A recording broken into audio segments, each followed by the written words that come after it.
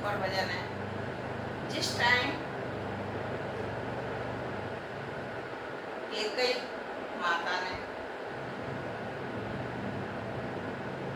राजा दशरथ की सहायता की थी, तब उन्होंने वचन ले लिया था राजा दशरथ से कि मैं इस टाइम आपके काम आ रही, तो आपसे मैं, उन्होंने कहा था कि आप भी मेरे से वचन मांगो।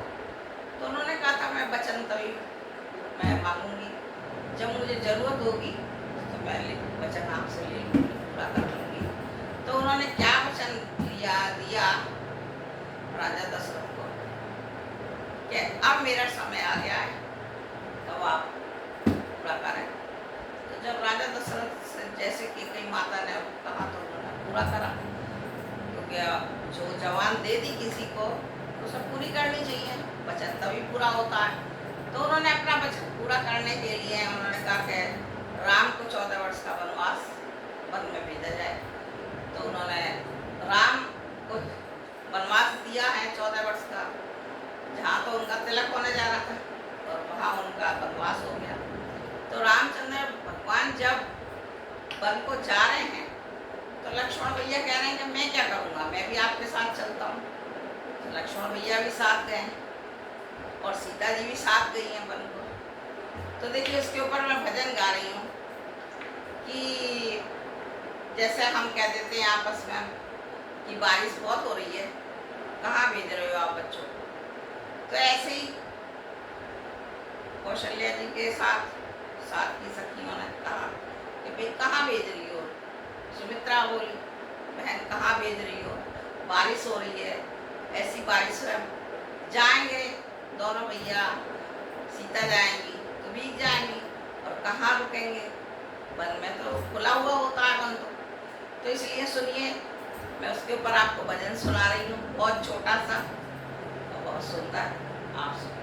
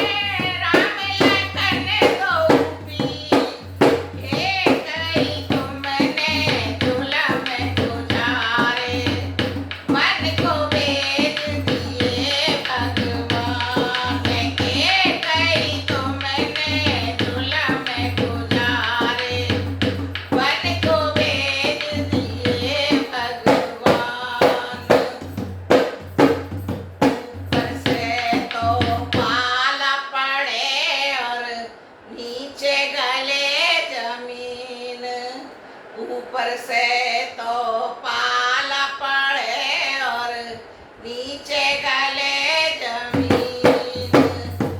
गाय बिरछ तेरे गलते होंगे, राम लखन रघुबीर। के कई तुमने जुलम गुजारे, मन को वेद दिए भगवान। के कई तुमने जुलम गुजारे, मन को वेद दिए भगवान।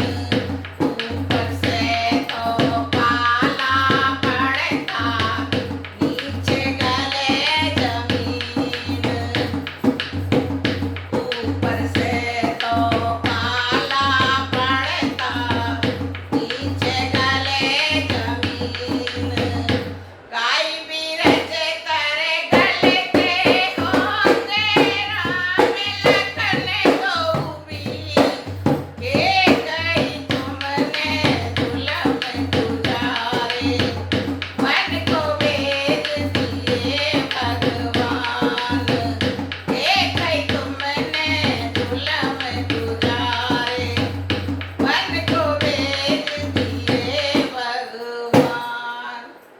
बोलो के कई भैया की जय, बोलो रामचंद्र भगवान की जय, बोलो लक्ष्मण भैया की जय, बोलो सीता मैया की जय।